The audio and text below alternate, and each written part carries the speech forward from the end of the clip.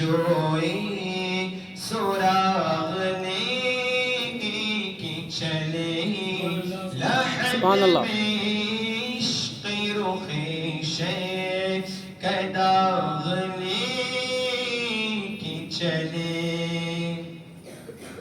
مدینہ جانا وہ جنت کی بھی جان ہے۔ کیا ہے جی؟ جان ہے۔ ایک کسی عاشق نے پوچھا کہ بتاؤ مدینہ افضل ہے یا جنت افضل ہے؟ آپ لوگ عشق والے ہو کہ نہیں بھائی؟ آپ لوگ نبی سے محبت کر دیں تو نبی سے جب محبت کر تو عشق کے انداز میں اس گفتگو کو سنیں، پھر آپ کے سینے میں وہ عشق مچلتا ہوا نظر آئے گا۔ مدینہ افضل ہے یا جنت افضل ہے؟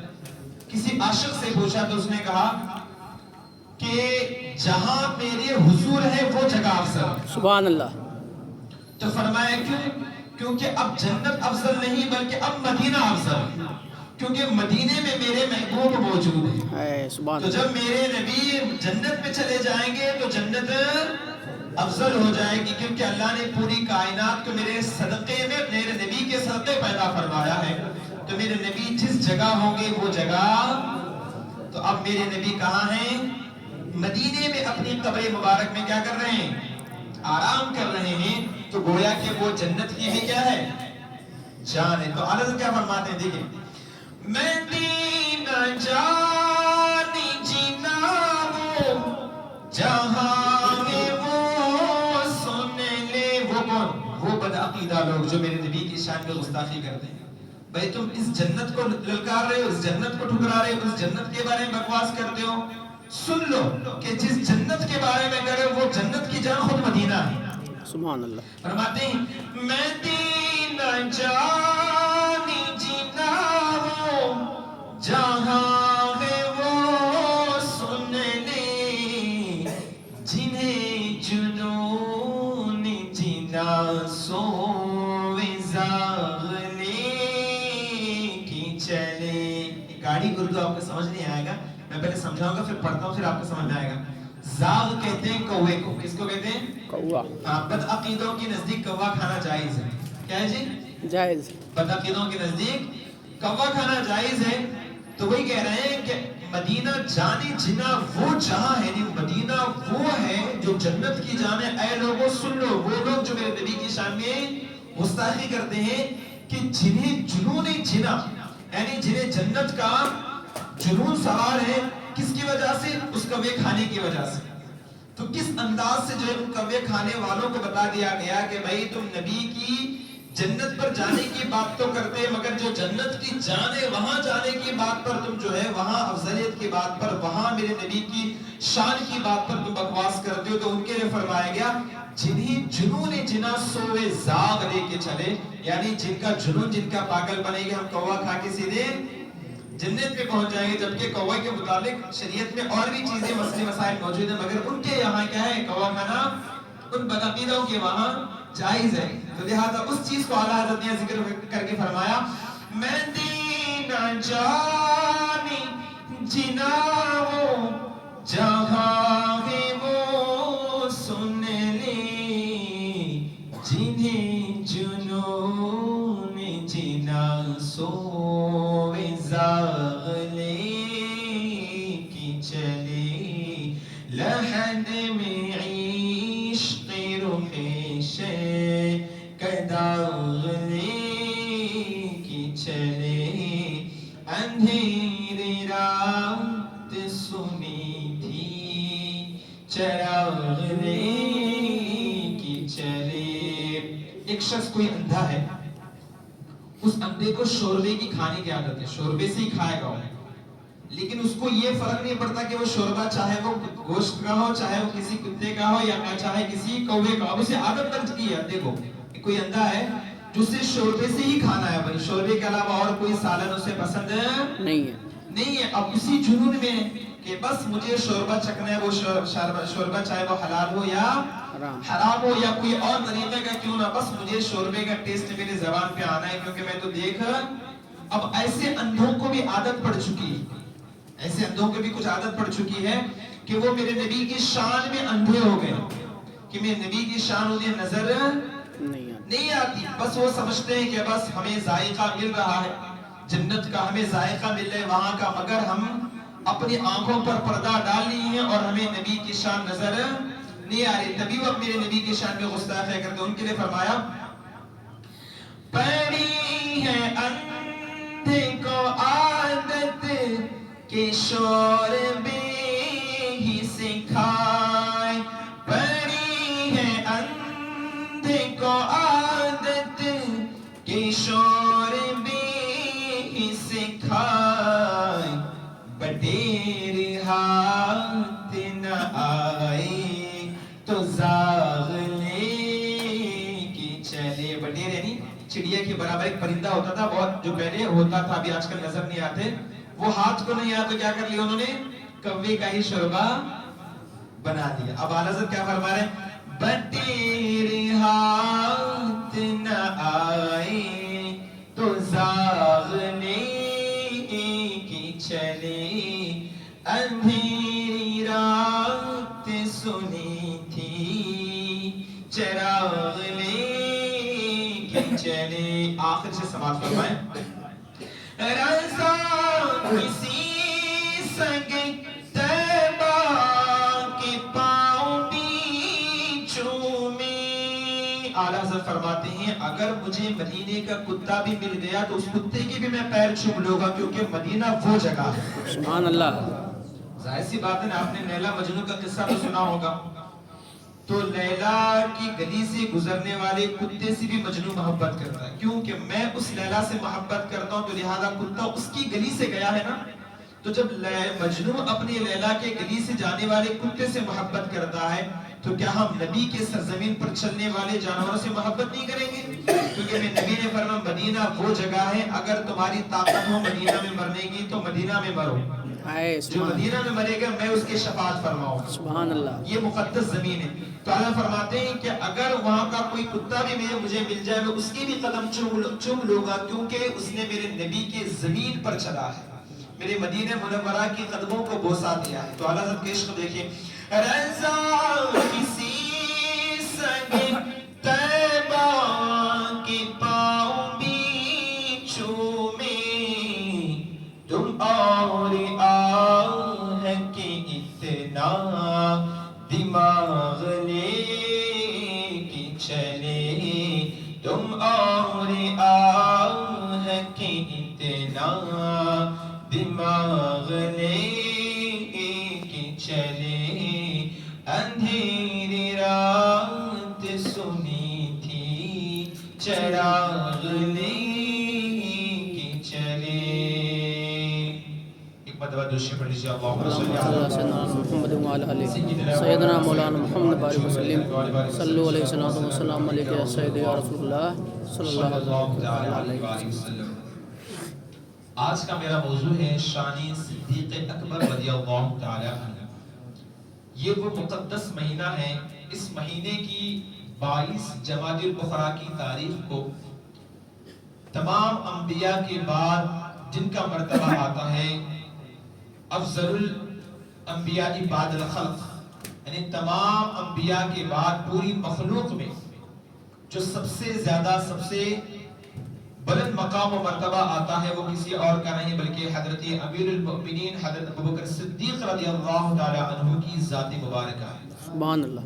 اللہ رب العزت نے جن کی شان میں قرآن کی آیتیں نازل فرمائی، جن کے بارے میں اللہ نے فرمایا کہ ثانی اثنین اذ ہما فی الغار اذ یقول لصاحبہ لا تحزن ان اللہ معنا، کہ یہ دوسرے میں سے دوسرا ہے جو میرے نبی کے ساتھ غار حرا میں موجود تھا۔ یہ وہ شان صدیق اکبر ہے، یہ وہ صدیق رضی اللہ تعالی عنہ کی شان ہے کہ جن کو ایسی ایسی شانیں ملی ہیں کہ دیگر صحابہ کو وہ مقام و مرتبہ نہیں ملا ہے، جنہوں نے میرے نبی کی ذات پر اتنا زیادہ خرچ کیا، اتنا زیادہ امداد کیا، میرے نبی کا اتنا زیادہ تعاون کیا کہ میرے نبی نے آخر میں بول اٹھے فرمایا کہ جنہوں نے بھی اپنے مال کے ذریعے میری مدد کی ہے، مجھ پر احسان کیا، میں نے دنیا ہی میں ان لوگوں کے احسان کا بدلہ چکا دیا، مگر ابوبکر صدیق کے احسان کا بدلہ میں نہیں چکایا، بلکہ اللہ کل قیامت کے دن ان کو ان کے احسان کا بدلہ چکائے گا۔ سبحان اللہ، سبحان اللہ۔ اچھا وہ احسان کیا ہوگا آپ کو بتائیں؟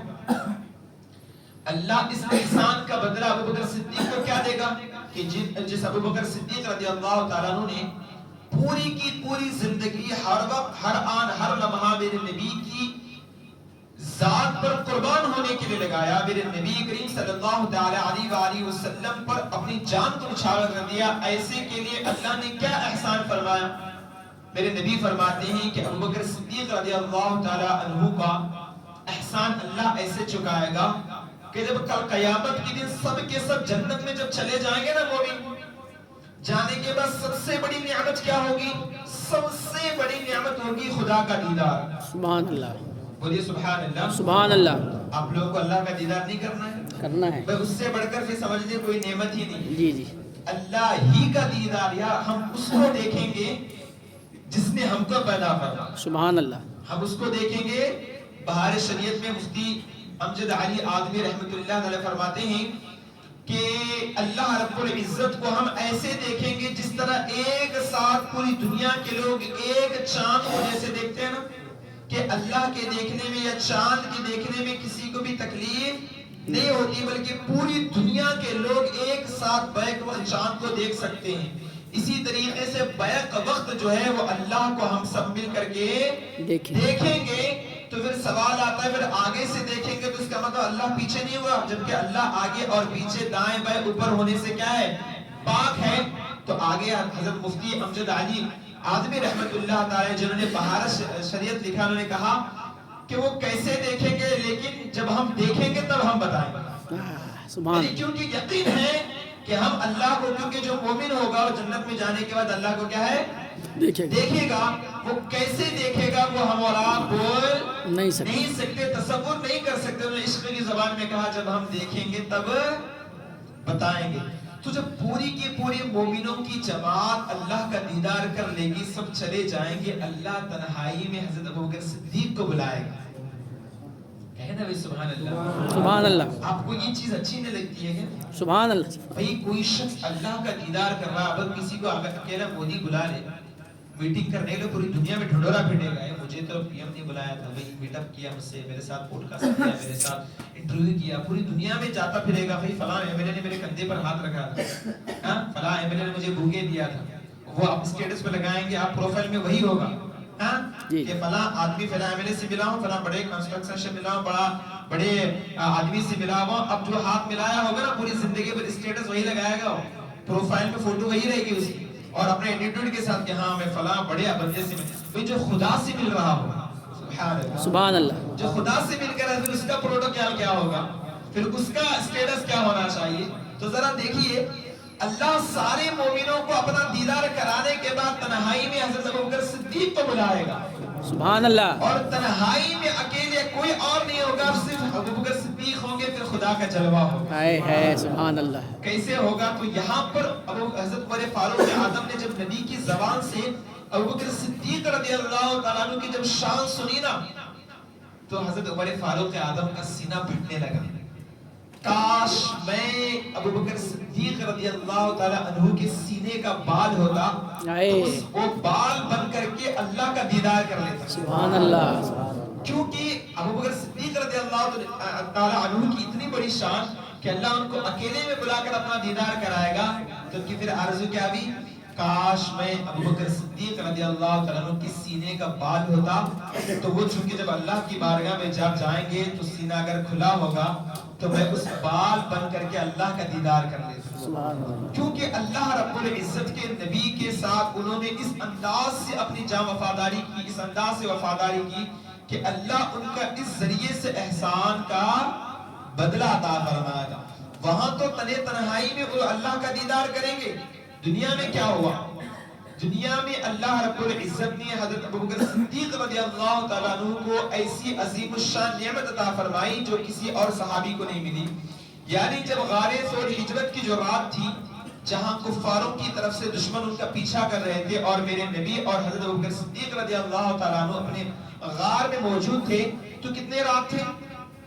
3 دن 3 رات نبی کے ساتھ حضرت ابوبکر صدیق رضی اللہ تعالیٰ عنہ غار میں موجود تھے، اور 3 رات اور 3 دن صرف نبی ہیں اور صرف ابوبکر صدیق، نبی ابوبکر صدیق رضی اللہ تعالیٰ عنہ کی تربیت کر رہے ہیں، اور ابوبکر صدیق رضی اللہ تعالیٰ عنہ 3 دن 3 رات صرف اور صرف نبی کے خوبصورت چہرے کا ہی دیدار کر رہے ہیں، چہرے پر دعا کو دیکھ رہے ہیں، میرے نبی ان کی تربیت کر رہے ہیں، ان کو مرقع کر رہے ہیں، ان کو مرجع کر رہے ہیں، ان کی تربیت کر رہے ہیں، ان کے خلوت کو اور سنوار رہے ہیں، باطنی تصوف دے رہے ہیں، ظاہر کو بھی پاک کر رہے ہیں، باطن کو بھی پاک کر رہے ہیں، ان کے سینے کو مضبوط کر رہے ہیں، ان کے ایمان کو مضبوط کر رہے ہیں، ہر کیونکہ میرے بعد اگر کوئی خلیفہ ہے تو وہ کون ہوگا؟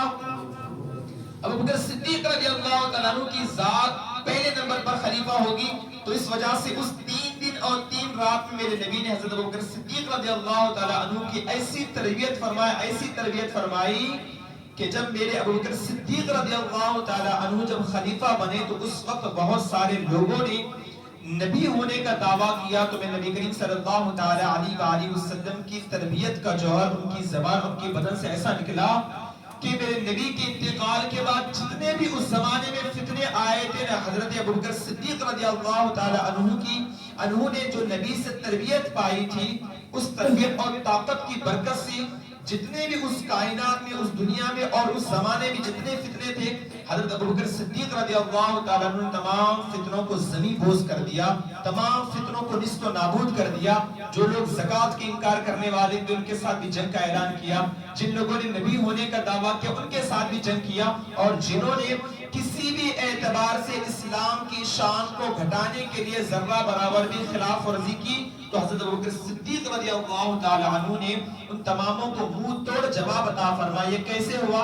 یہ نبی کریم صلی اللہ تعالیٰ علیہ وآلہ وسلم کی خاص صحبت اور خاص کریم میں حضرت ابوبکر صدیق رضی اللہ تعالیٰ عنہ کے صحابی ہونے کی دلیل ارشاد فرمائی۔ اچھا بتائیں، ایمان کس کو کہتے ہیں؟ آمنت باللہ و ملائکتہ و کتبہ و رسلہ والیوم الآخر والقدر و خیرہ و شرہ من اللہ تعالی والبعث بعد الموت۔ اس کو پڑھ کر اس پر ایمان لائے، زبان سے اقرار کرے اور دل سے تصدیق کرے، اس کو مومن کہتے ہیں۔ اب ذرا یاد کریں، قرآن کی زیر زبر پر ایمان لانا کیا ہے جی؟ ضروری۔ پورے قرآن پر ایمان لائے اور ایک حرف پر ایمان نہیں لائے تو کیا وہ مومن ہوگا؟ سب لوگ بولیے، مومن ہوگا؟ نہیں ہوگا۔ اب آئیے، اور بھی لوگ تقریباً 1,44,000 صحابہ موجود ہیں، مگر پورے قرآن میں کسی کے صحابی ہونے پر دلیل قرآن میں نہیں، مگر ایک ایسی شخصیت ہے جن کا ذکر قرآن میں موجود ہے۔ ثانی اثنین اذ ہما فی الغار اذ یقول لصاحبہ لا تحزن ان اللہ معنا۔ اب اس آیت کو آپ عشق کے انداز میں سنیے، آپ کا دل مچل جائے گا۔ یہ 10ویں پارے کی آیت مبارکہ ہے، 10ویں پارے کے 12ویں صفحے کی سورہ توبہ کی آیت مبارکہ ہے۔ ثانی اثنین اذ ہما فی الغار اذ یقول لصاحبہ لا تحزن ان اللہ معنا۔ میرے نبی کس سے فرما رہے ہیں؟ ابوبکر صدیق سے فرما رہے ہیں کہ غم مت کھاؤ۔ ایک ہوتا ہے خوف، ایک ہوتا ہے غم۔ جب اپنے اوپر کوئی بلا آنے والی ہو تو کہا جاتا ہے خوف، کیا ہے؟ مجھے خوف لگ رہا ہے، مجھے ڈر لگ رہا ہے۔ لیکن کسی اور کے بارے میں اگر کوئی فکر مند ہو تو اس کو کہا جاتا ہے غم میں۔ اب اس آیت کی تشریح کو آپ عشق کے انداز میں سنیے۔ اللہ فرماتا ہے قرآن کریم میں کہ دو میں سے دوسرا کون؟ میرے نبی۔ دو میں سے دوسرا کون؟ میرے نبی۔ ابھی آج آپ کو ایسی بات بتاؤں گا شاید آپ نے کبھی سنی نہیں ہوگی، لیکن آپ کا ایمان تازہ ہو جائے گا اگر آپ غور سے سنیں گے تو۔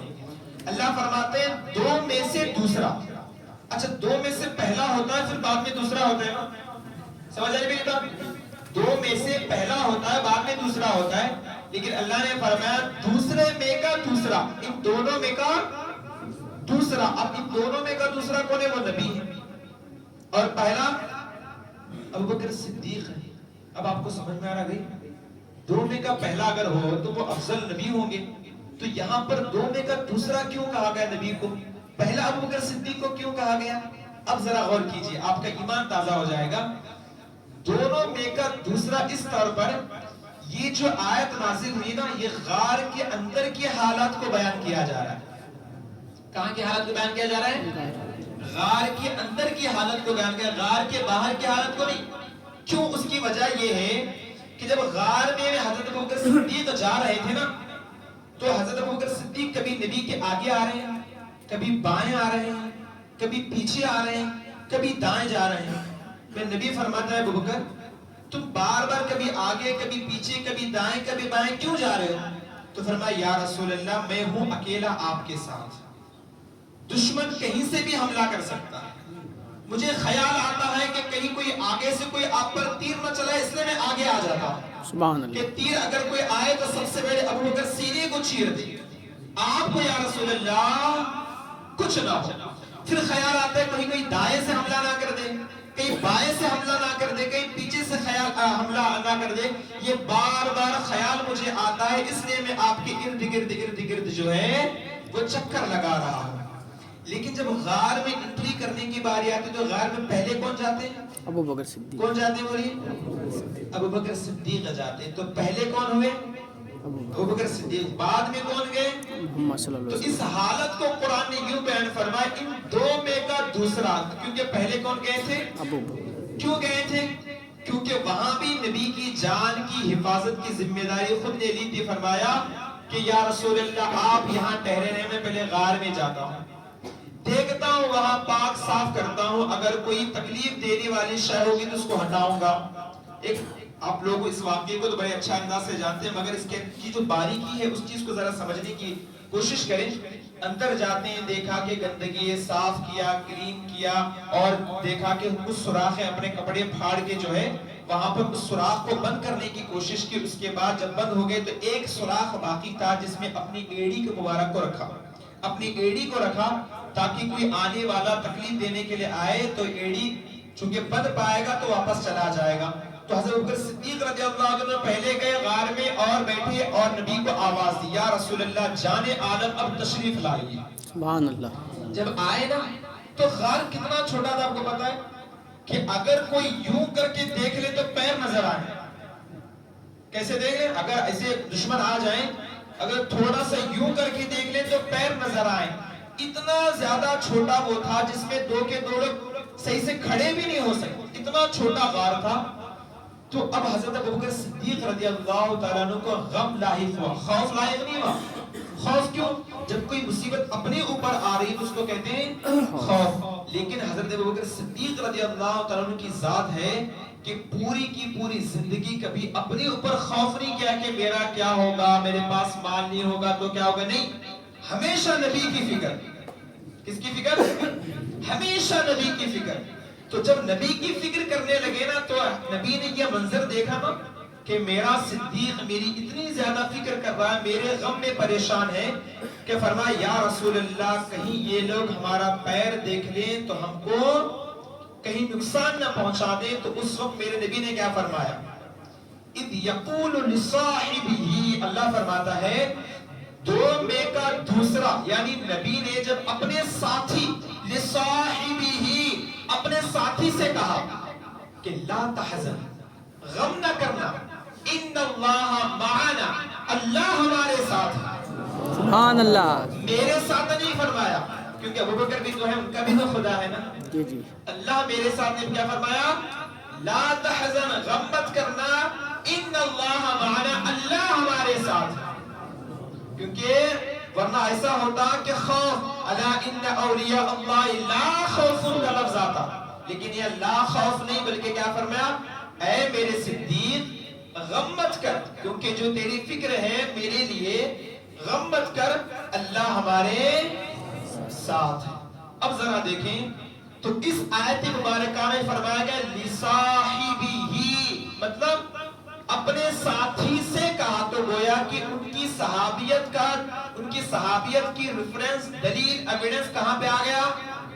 قرآن میں آ گیا. کہاں گیا جی؟ قرآن میں. اور اس قرآن کریم کی ایک آیت کا انکار کرنے والا کیا ہے؟ کافر ہے. تو اگر کوئی شخص ابوبکر صدیق رضی اللہ تعالیٰ عنہ کی صحابیت کا انکار کرے تو کیا ہو جائے گا؟ کافر. یہ وہ میرے نبی کے صحابی ہیں جن کو اللہ رب العزت نے قرآن میں صحابی کہا، اور اللہ نے قرآن میں حضرت ابوبکر صدیق رضی اللہ تعالیٰ عنہ کو فرمائے بہت بڑے متقی و پرہیزگار ہیں. وَسَيَجَنَّبُهَا الْأَتْقَى الَّذِي يُؤْتِي مَالَهُ يَتَزَكَّى وَمَا لِأَحَدٍ عِندَهُ مِن نِّعْمَةٍ تُجْزَى. فرمایا یہ وہ صحابی اتنے متقی و پرہیزگار ہیں کہ جنہوں نے اپنا مال اللہ کی بارگاہ میں اس لیے دیتے ہیں تاکہ ہمارا مال صاف اور ستھرا ہو جائے. سبحان اللہ. سبحان اللہ. فرمایا جنگ یرموک کے موقع پر ابوبکر صدیق رضی اللہ تعالیٰ عنہ نے اپنا پورا کا پورا مال لا کے اللہ کی بارگاہ میں خیرات کر دیا, اللہ کی بارگاہ میں صدقہ کر دیا. اور روایتوں میں یوں بھی آیا ہے کہ انہوں نے اپنے جو کرتے کے بٹن تھے نا, پورا گھر کا سامان تو لے کر آئے, کچھ بھی نہیں بچا. جو اپنے کرتے کے جو بٹن تھے اس بٹن کو نکال کر کے ببول کے کانٹے لگا کر آئے تھے.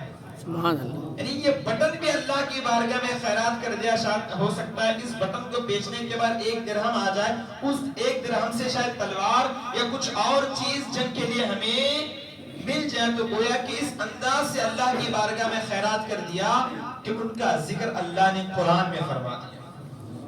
اب آئیے میں آپ کو اور آپ کے ایمان کو تازہ کرنے کے لیے میں آپ کو بتاؤں کہ حضرت ابوبکر صدیق رضی اللہ تعالیٰ عنہ کی 8 خصوصیات ہیں جو اور کسی صحابی کو نہیں ملی.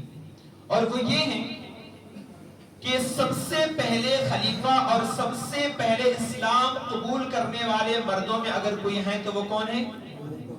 کون ہے؟ ابوبکر صدیق رضی اللہ عنہ.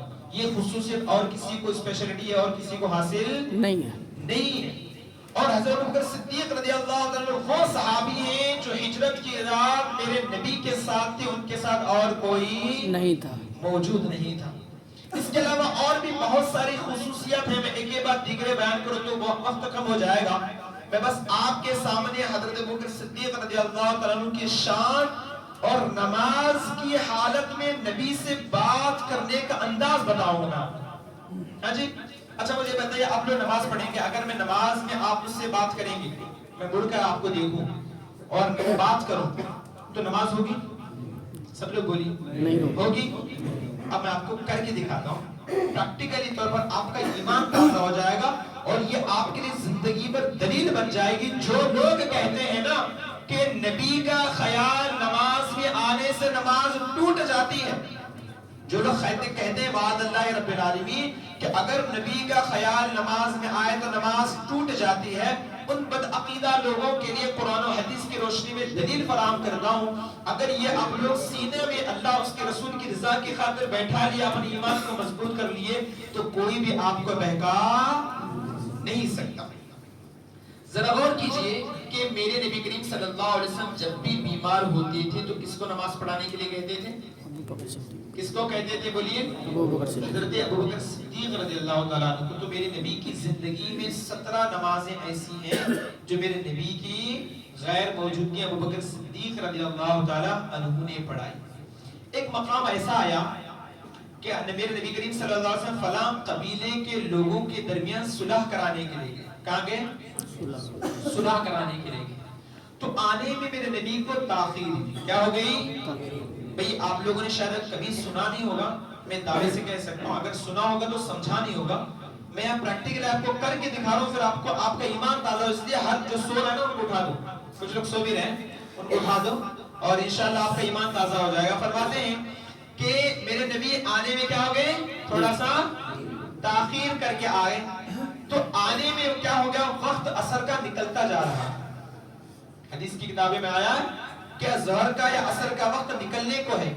اب نبی کے صحابہ نے فرمایا کہ اے ابوبکر صدیق رضی اللہ تعالیٰ عنہ آپ کھڑے ہو جائیے اور نماز شروع کریں کیونکہ وقت نکل جائے گا. وقت کیا ہے؟ نکل جائے گا. اب حضرت ابوبکر صدیق رضی اللہ تعالیٰ عنہ مصلی پر کھڑے. کہاں کھڑے ہیں؟ مصلی پر کھڑے ہیں اور فرمایا اللہ اکبر.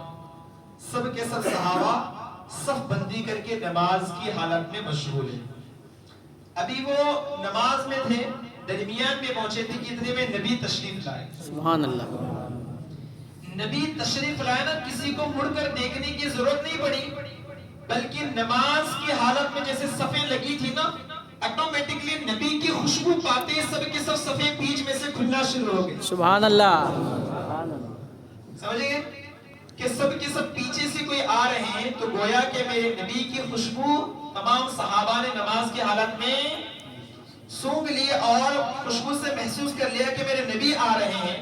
تو نماز کی حالت میں راستہ دے دیا. کیا کر دیا جی؟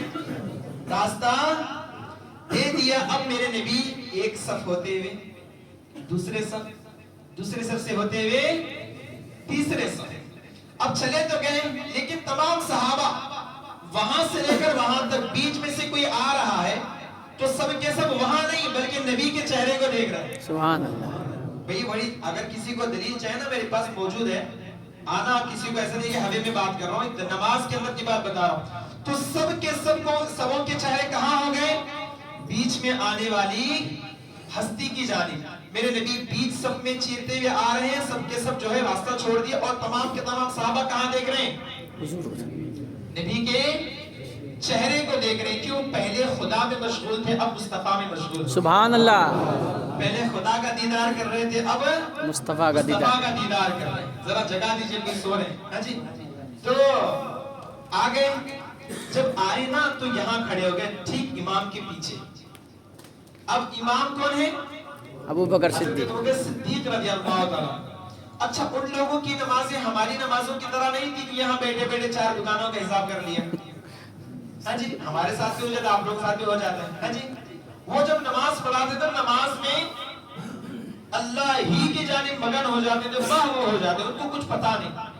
اب تمام کے تمام صحابہ نماز کی حالت میں ایسے مار رہے ہیں. کس کو مار رہے ہیں؟ اپنے دائیں ہاتھ کی ہتھیلی کو بائیں ہاتھ پر مار, تاکہ حضرت ابوبکر صدیق سمجھ جائیں کہ پیچھے ہیں. کیا ہو جائیں؟ پیچھے ہیں, سمجھ جائیں. لیکن وہ اپنی نماز میں مگن ہیں. جب زیادہ ہتھیلی کی آواز آنے لگی تو حدیث مبارکہ کے الفاظ ہیں, فرمایا التفتا, پورا کا پورا مڑ کر کے دیکھا. آپ کو پتا ہے اگر آپ مڑ کر کے دیکھتے ہیں تو آپ کی نماز ختم ہو جاتی ہے, کیونکہ ہم سلام پھیرتے ہیں نا, سلام میں پھیرا, کبھی ہم کو بھی سجدہ سو ہو جاتا ہے. اگر مان لیجیے میں نے سلام پھیرا, 4 رکعت کی نماز تھی, میں نے 2 رکعت میں سلام پھیرا, سلام پھیر کے بیٹھا رہا, لقمہ آ گیا, دونوں طرف سے سلام پھیرنے کے بعد بھی لقمہ آ گیا. لقمہ اگر آ گیا تو میں بغیر اگر سینہ موڑ کر نہیں بیٹھا ہوں تو وہیں سے وہیں اٹھ کر کے اپنی نماز کو کنٹینیو کر سکتا ہوں. لیکن پورا کا پورا مڑ گیا تو نماز کو وہیں سے کنٹینیو نہیں کر سکتا, بلکہ نماز کو دوبارہ کیا کرنا پڑے گا؟ شروع کرنا پڑے گا, دوہرانا پڑے گا. آپ ذرا قریب آ جائیے. ہاں جی, عقیدے کے بعد بس اس بات کو کہہ کے اپنی گفتگو کو میں ختم کرتا ہوں. ذرا آگے آ جائیں اور ایک مرتبہ درود شریف پڑھ لیجیے. اللہم صلی اللہ سیدنا علی محمد و علی سیدنا علی محمد و علی صلی اللہ تعالی علیہ وسلم. اب حضرت ابوبکر صدیق رضی اللہ تعالیٰ عنہ نے اس طور پر نماز پڑھا تو پیچھے مڑ کر دیکھا. اب پیچھے مڑ کر دیکھنے پر نماز کیا ہو جاتی ہے؟ ختم ہو جاتی ہے. مگر یہاں ختم نہیں ہوئی, یہاں التفتا, پیچھے مڑ کر دیکھا تو فوراً جو ہے صف میں آ کر کھڑے ہو گئے. اب ایک ٹائم ایسا آیا کہ امام بھی مصلی پر نہیں ہے, کوئی نہیں ہے. اب نبی ہے اور حضرت ابوبکر صدیق کھڑے, پوری نماز ہے اور سب کے سب کس کو دیکھ رہے ہیں؟ کس کو دیکھ رہے ہیں؟ بولیے ذرا. مصطفیٰ, نبی کو دیکھ رہے ہیں. اور کس حالت میں سب لوگ؟ نماز کی حالت میں. لیکن نماز ٹوٹی نہیں ہے. تو جو لوگ کہتے ہیں کہ نماز ٹوٹ جاتی ہے, انہیں اس حدیث کو ذرا سمجھنے کی ضرورت ہے. تو وہاں پر آئے تو میرے نبی نے فرمایا, اے ابوبکر, اشارہ فرمایا, آگے بڑھو, نماز کنٹینیو کرو. پھر وہاں سے یہاں آئے, پھر واپس چلے گئے کہ یا رسول اللہ آپ آ گئے. فرمایا جب اس طرح بات ہوئی نا, اچھا یہ جو بات ہو رہی ہے نا نبی کے درمیان, ابوبکر صدیق ہے نبی ہے, یہ جو بات ہو رہی ہے یہ سب صحابہ دیکھ رہے ہیں. کس حالت میں دیکھ رہے ہیں؟ نماز کی حالت میں. اور بولیے کس حالت میں دیکھ رہے ہیں؟ نماز کی حالت میں. اور سب دیکھ رہے ہیں کہ نبی کے درمیان کتنے کیا بات ہو رہی ہے. اچھا جب بات ہو رہی تھی حضرت ابوبکر صدیق آئے, پھر چلے گئے, پھر نبی کو اشارہ دیا تو پھر نبی خود آئے, پھر نماز کنٹینیو کی. کیا کی؟ نماز کو کنٹینیو فرمائے. اور تمام کے تمام, اچھا ایسا نہیں ہوا کہ نماز توڑ دو اب نئے سے نماز شروع کر دیں, ایسا کچھ نہیں. اگر میں کبھی نہ آؤں یا تاخیر سے آؤں, نائب امام صاحب نماز پڑھا رہے ہوں تو میں 2 رکعت کے بعد آؤں تو ایسا تھوڑی نا کہ یہ پیچھے آ جائے, میں آ گیا بول کے دعا آگے آ جائے, ایسا نہیں ہوگا نا. لیکن میرے نبی کی ذات وہ ہے کہ شریعت میں تبدل بدل بھی کر سکتے ہیں. نماز جب مکمل کر لی، نماز جب مکمل ہو گئی، دوبارہ دہرانے کی ضرورت نہیں پڑی، جہاں جیسا تھا وہیں سے نماز کو کنٹینیو کر لیا گیا۔ اس کے بعد جب نماز ختم ہوئی نا، حضرت ابوبکر صدیق رضی اللہ تعالیٰ عنہ سے پوچھا، اے ابوبکر جب میں نے تم سے کہا تھا کہ نماز پڑھا لو تو پھر کیوں نہیں نماز پڑھائی؟ تو اب سنیے جواب، یہ عشق و محبت، یہ ہے شان صدیق اکبر جو میں بتانا چاہتا ہوں۔ فرمایا یا رسول اللہ، ابو قحافہ کے بیٹے کی اتنی جرت کہ نبی کے آگے کھڑے ہو کر نماز پڑھائے؟ ہائے سبحان اللہ۔ میری جرت یہ نہیں یا رسول اللہ، میں چاہتا ہوں کہ یا رسول اللہ آپ کے پیچھے کھڑے ہو کے نماز پڑھائے۔ تو یہ جو عشق و محبت کا دائرہ ہے نا، اس وجہ سے فرمایا کہ ان کا احسان کا بدلہ میں چکا نہیں سکتا، ان کے احسان کا بدلہ اللہ کل قیامت کے دن چکائے گا۔ یہ زمینوں میں صدیق اور آسمانوں، زمینوں میں عتیق اور آسمانوں میں صدیق ہیں، اور یہ سب سے پہلے مسلمان ہیں، ان کی بے شمار فضیلتیں ہیں۔ بس ان مختصر فضیلتوں کو میں بتا کر کے آپ کی ایمان کو اجاگر کرنا چاہتا ہوں، اور وہ یہی ہے کہ آپ نے اس واقعے سے سمجھ میں آ گیا کہ نبی کا خیال نماز میں آنے سے نماز نہیں ٹوٹتی۔ اعلیٰ حضرت فرماتے جب تک ہم نبی کا خیال نماز میں نہ لائیں ہماری نماز ہی نہیں ہوتی۔ سبحان اللہ۔ یا ایھا النبی کہیں گے ہم تو کس کا خیال آئے گا؟ نبی کا، نبی کا خیال آئے گا۔ تو پھر وہ کیسے لوگ ہیں کہ بھی گدھے کا خیال آنے سے، شیطان کا خیال آنے سے نماز ٹوٹ جائے گی؟ معاذ اللہ، ان کے نزدیک، ان کی کتابوں میں باقاعدہ لکھا ہوا ہے کہ گدھے کا یا شیطان کا خیال آنے سے نماز ٹوٹ جائے گی معاذ اللہ۔ مگر ہمارا عقیدہ ہے کہ جب تک نبی کا خیال نہ آئے تب تک ہماری نماز نہیں ہوتی۔ سبحان اللہ۔ اچھا کچھ لوگ ہیں نا نماز میں بیٹھ کے یوں انگلی کرتے رہتے ہیں، آپ ان سے پوچھیں کہ بھئی کیوں کرتے رہتے ہیں؟ تو کہتے ہیں ہم شیطان کو چڑھاتے رہتے ہیں۔ اچھا شیطان کو جب چڑھائیں گے تو خیال آئے گا کہ نہیں آئے گا؟ جائے گا۔ تو شیطان کا خیال آ رہا تو نماز نہیں جاری، پھر نبی کا خیال آیا تو نماز جاری۔ کتنا اچھا انصاف ہے دل۔ تو یہ لوگ عقل کے اندھے، اسی لیے فرمایا پڑی ہے اندھے کو عادت کے شور بے ہی سکھائے، بٹیر ہاتھ نہ آئے تو زاغ لے کے چلے، بٹیر ہاتھ نہ آئے تو پوا لے کر چلے۔ کیونکہ اندھے کو عادت پڑی ہے بھائی بکواس کرنے کی، کیونکہ کھول کر دیکھے گا نہیں کہ حدیث میں کیا لکھا ہے، قرآن میں کیا ہے، وہ بس اندھا ہے اور عادت پڑی ہے ہمیشہ بھوکنے کی یا بولنے کی یا خلاف بات کرنے کی، تو وہی کرے گا۔ تو ہم تماموں کو چاہیے کہ ایمان و عقیدے کی حفاظت کریں۔ تیرے غلاموں کا نقش قدم ہے رائے خدا، یعنی نبی کے غلاموں کا جو نقشہ ہے نا، وہی ہم اور آپ کے لیے نجات کا راستہ ہے۔ وہ کیا بہک سکیں جو یہ چراغ لے کے چلے، جو یہ سراغ لے کے چلے۔ جو لوگ ان لوگوں کا نقشہ قدم لے کر چلتے ہیں وہ کبھی بہکتے نہیں ہیں۔ اور یہاں ایک نعرہ آپ کو دینا چاہوں گا، علیدہ پہلا نمبر نہیں، علیدہ کتنا بولیے؟ چوتھا نمبر۔ یہ جو ہم لوگ قوالی پڑھتے ہیں نا، ہمارے لوگ کچھ بھی نہیں، بس میوزک ہے، دھن ہے، کانوں میں رس گھولا جا رہا ہے، بس سن لیے، مطلب معلوم نہیں، معنی معلوم نہیں۔ علیدہ چوتھا نمبر، علیدہ پہلا نمبر نہیں، علیدہ چوتھا نمبر ہے، اور حضرت ابوبکر صدیق دا پہلا نمبر، دوسرا نمبر حضرت عمر، عمر فاروق اعظم، تیسرا نمبر عثمان غنی، چوتھا نمبر کس کا نمبر ہے؟ علی دا۔ چوتھا نمبر حضرت علی رضی اللہ تعالی عنہ کا ہے۔ تو پتا چلا یہ ترتیب ہے خلافت کے، اور یہ اہل سنت والجماعت کا کیا ہے؟ عقیدہ ہے، موقوف ہے۔ بات سمجھ میں آ گئی ہے؟ اللہ رب العزت ہم تماموں کو حضرت ابوبکر صدیق رضی اللہ تعالی عنہ سے محبت کرنے اور ان کے نقش قدم پر چل کر نبی سے عقیدت و محبت کرنے اور اپنی وفاداری کا ثبوت دینے کی توفیق عطا فرما۔ ہم تماموں کی جان و مال، عزت و آبرو، ایمان و عقیدے کے حفاظت فرما۔ آخر میں ایک سوال کا جواب دے کر اپنی گفتگو ختم کرتا ہوں، اور وہ سوال کا جواب کیا ہے؟ کیا کرسمس میں ہیپی کرسمس کہنا یا کرسمس ڈے پر کسی کو کسی کے ایونٹ میں شرکت کرنا جائز ہے؟